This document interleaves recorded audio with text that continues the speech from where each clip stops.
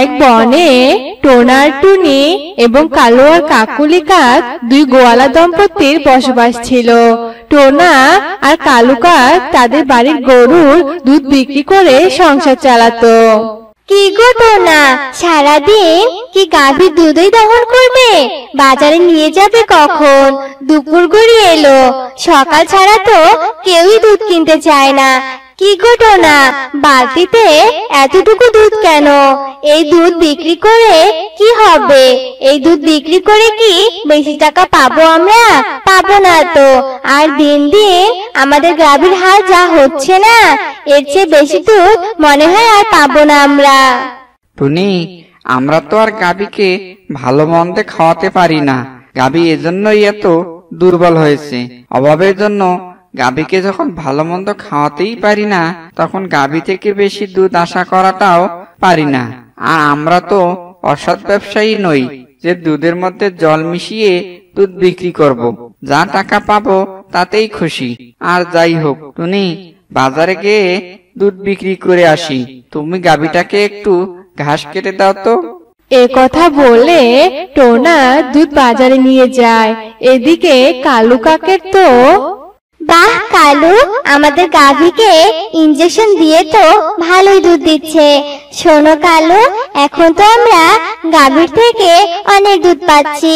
আমরা যদি এই দুধে জল মিশিয়ে দেই তবেই তো দুধ আরো বেশি হবে। বুদ্ধিটা কেমন কালু, বলো তো?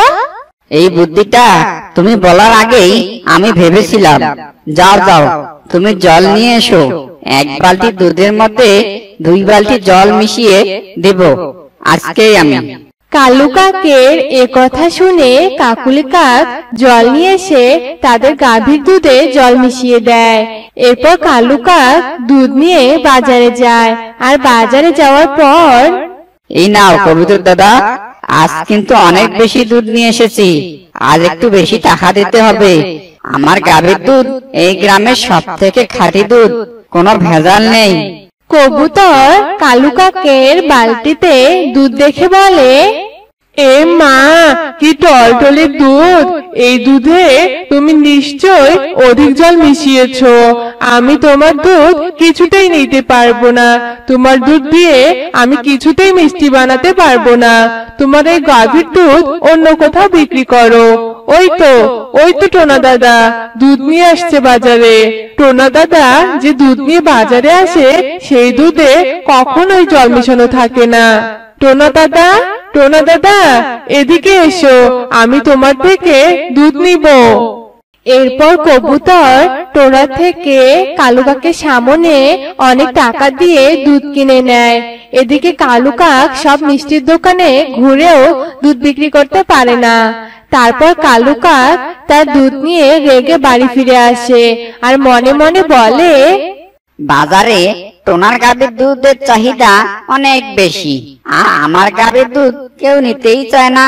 এই টোনাকে কিছুতেই আর দুধ বিক্রি করতে দেব না। এই বনে শুধু আমার গাভীর দুধেই বিক্রি হবে। কি করে যে টোনার দুধ বিক্রি করা বন্ধ করি? পেয়েছি উপায়। আমি অনেক ভালো একটা উপায় পেয়ে গেছি। এ কথা বলে কালু কাক রাতের জন্য অপেক্ষা করতে থাকে। আর রাত হতেই কালু কাক ঘাসে বিষ মিশিয়ে সে ঘাস টোনার বাড়িতে নিয়ে যায়। আর এই ঘাস টোনার গাভীকে খেতে দেয় আর বলতে থাকে, খা ঘাসগুলো ভালো করে খা। দেখি কাল থেকে তোর মালিক কি করে দুধ বিক্রি করে। খুব সৎ থাকার শখ টোনার, তাই না?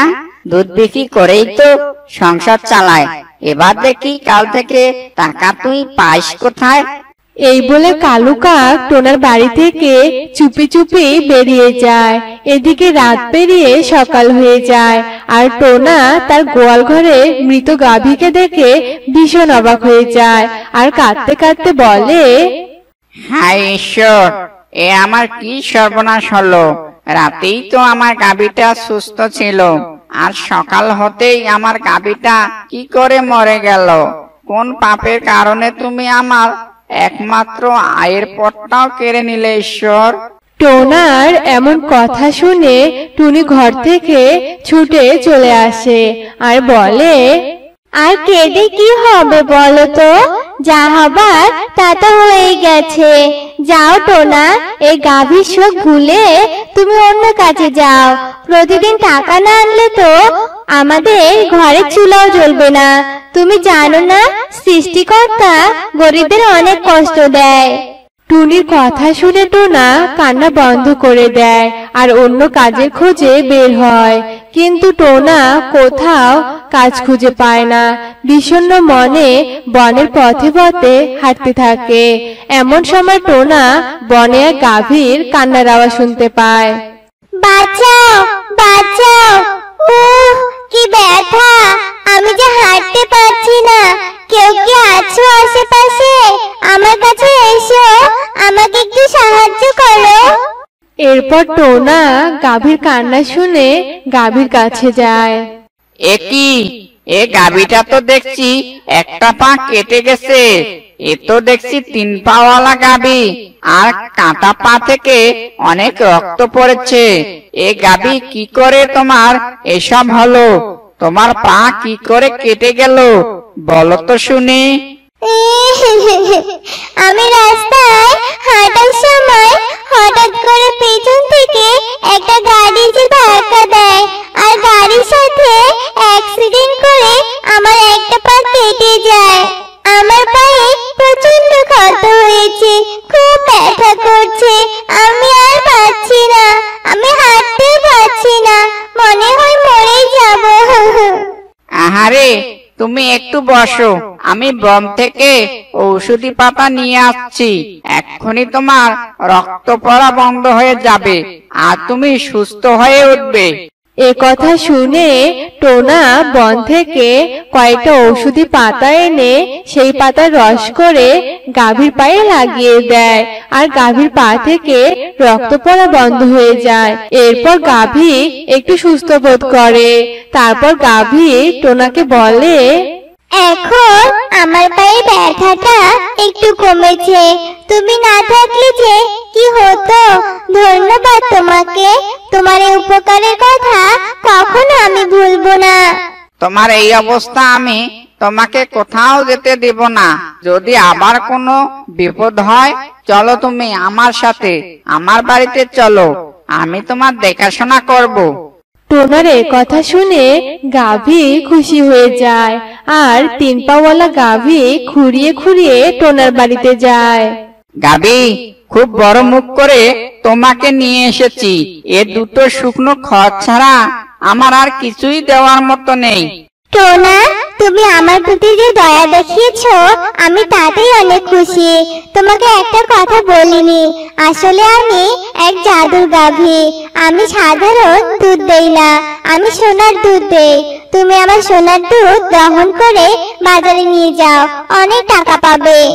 গাভীর মুখে এ কথা শুনে টোনা অনেক খুশি হয়ে যায় আর টোনা গাভীর দুধ দহন করে বাজারে নিয়ে যায় আর অনেক টাকা পায়।